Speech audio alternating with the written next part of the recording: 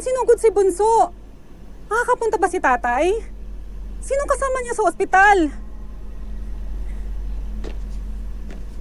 Sige. Gagawa ako ng paraan. Pero pag umalis ako dito, wala akong sasahurin. Kailangan ko ng pambayad sa ospital.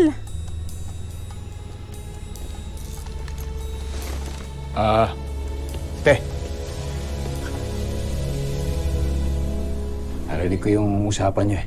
Ako yung bagong trainee dito. Oo. Kakasimula ko lang.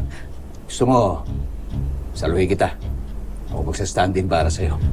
Salamat, pero kailangan ko rin sasahurin ko dito. Arawan lang ko kami. Hindi. Sa'yo pa rin mapupunta yung buong sweldo.